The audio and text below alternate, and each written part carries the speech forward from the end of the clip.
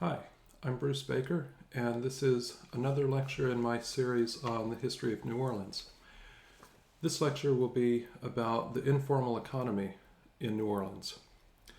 So one significant focus of this series on the history of New Orleans is commerce and the economy. This is partly because that's a major focus of my own research in the period after the Civil War, but also because I think it's important in understanding the city. I would say that New Orleans is such a fascinating place with so much going on that it's easy to get distracted by things like the vibrant syncretic culture or the complex structure of race relations and slavery, and not give attention to, or perhaps not give as much attention to, the slightly more prosaic topics of business and the economic activity that drove the development of the city in the first place. Studying economic and business history is difficult for a number of reasons, but perhaps mainly because we're trying to get a coherent picture of something very complex and varied, and something that is constantly changing. It isn't something that lends itself easily to narrative, and even the kinds of chronological markers that we might find in political history, so things like election cycles, don't necessarily matter as much when we're thinking about economic history. We have to work from the sources available, so this means looking at a lot of government statistics about imports and exports, about taxes collected, about licenses issued, those sorts of things. We can also look at the contemporary press and see what people were doing and thinking, and if we're very lucky, we can find collections of papers from some merchants. All this works very well for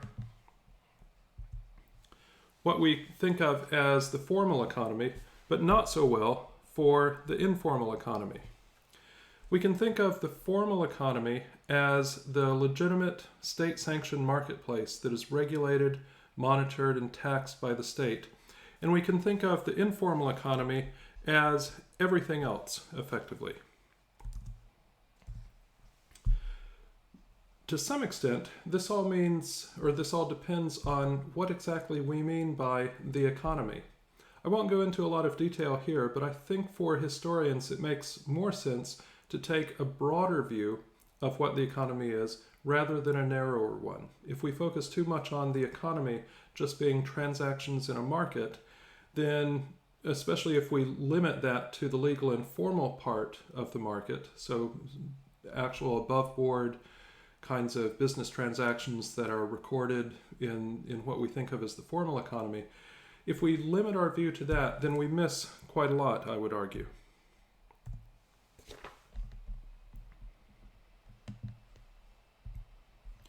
Now, the best economist for thinking about this, in my opinion, is this guy, Karl Polanyi, who sketched out his main ideas in a book from 1944 called The Great Transformation.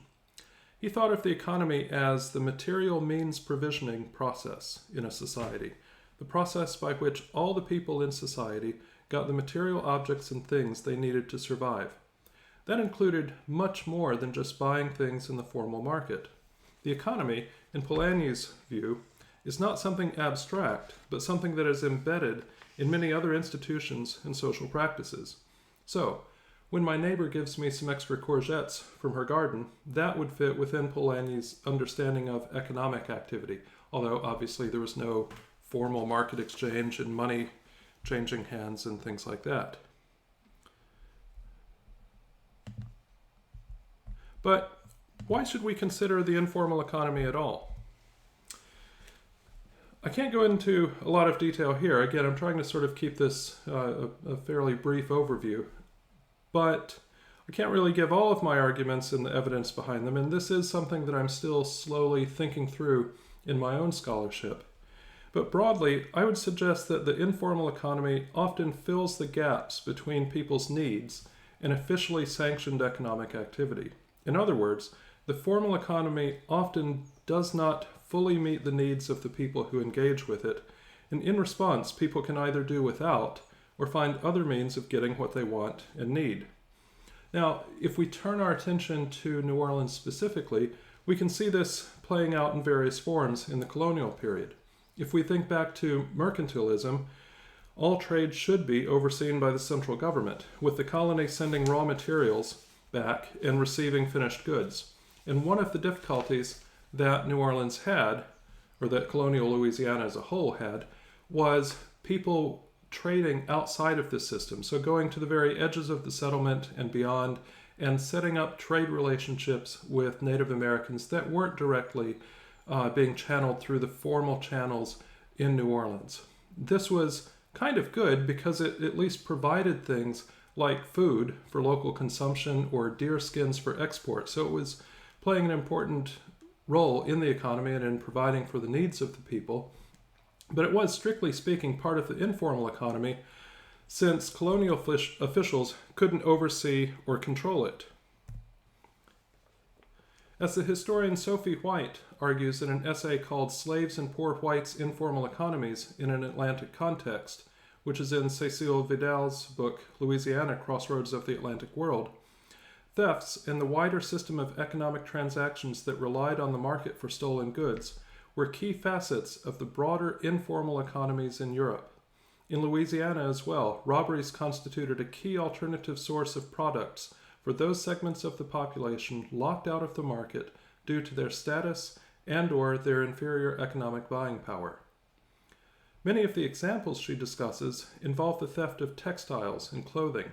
These were items that everyone needed, and in the pre-industrial period they were slow and time-consuming to make for yourself. Cloth was the largest single category of consumer items sent to the colonies, she says, in the Atlantic system, and the second biggest household expenditure item after food.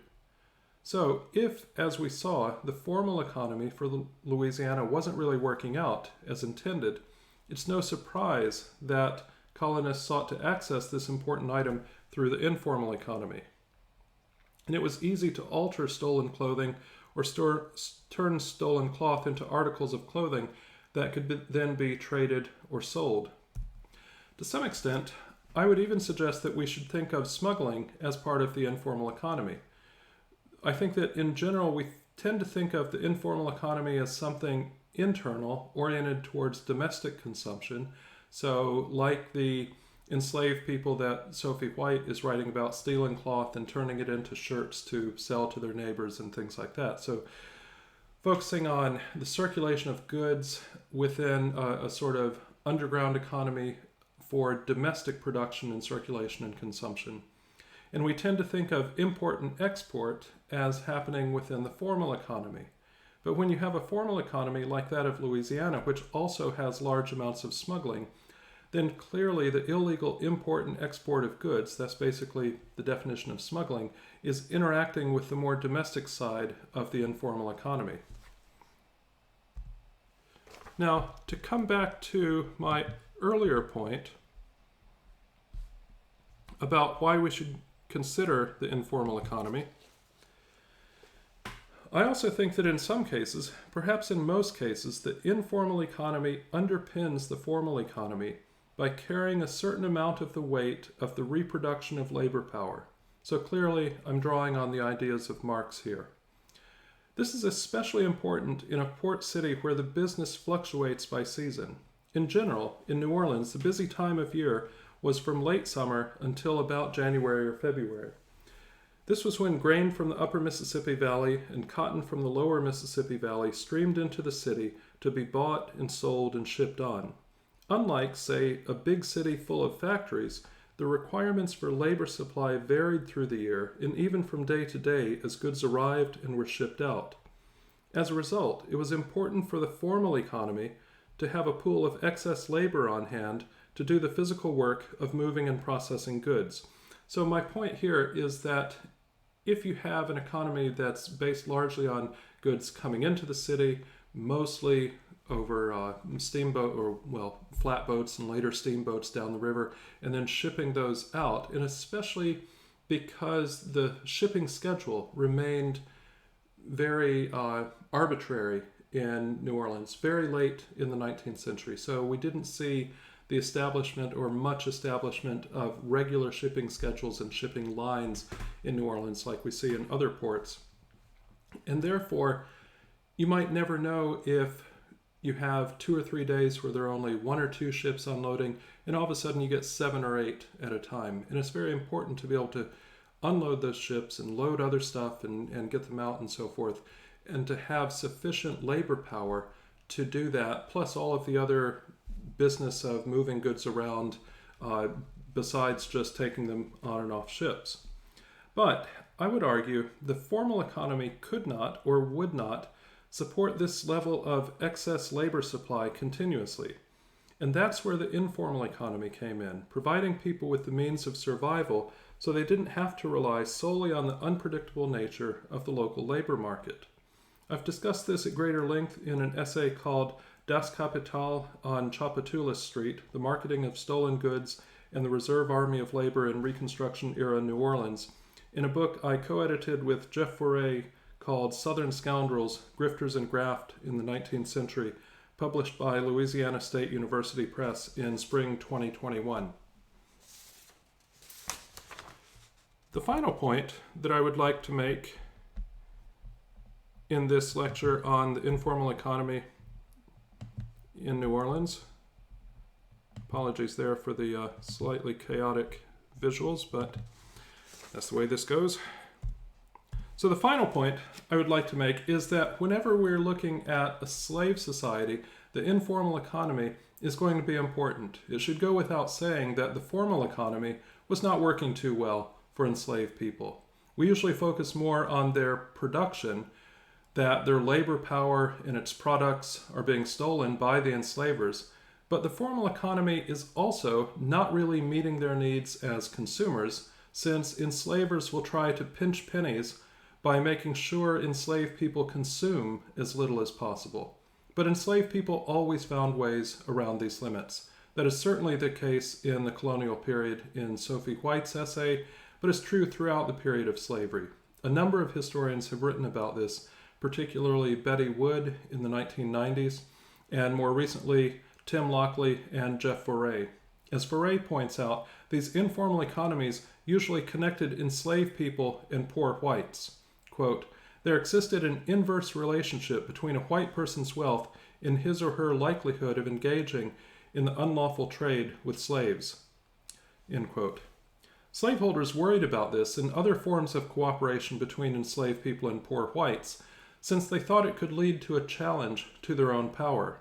However, ultimately, both enslaved people and poor whites were involved in these exchanges for their immediate benefit, and not as a precursor to overthrowing the entire system of slavery. In other words, while it wouldn't be realistic to say that the kinds of connections made between enslaved people and poor whites, while engaging in various aspects of the underground economy, that those connections never had anything to do with challenges to the entire system of slavery. It's certainly the case that that's not why they went into these exchanges. They went into these exchanges for immediate purposes of satisfying their economic needs that weren't being met through the formal economy. For more on the poor white side of things, you should definitely have a look at Carrie Lee Merritt's book, Masterless Men. And now I'm going to sort of close this with a bibliography which mentions the things that I've discussed in here in case you would like to have a look and pursue those further. I'll be coming back to various aspects of the informal economy throughout the rest of this series of lectures and materials because it's something I'm interested in. I think it's, as I've tried to argue here, I think it's quite important. Thanks for listening.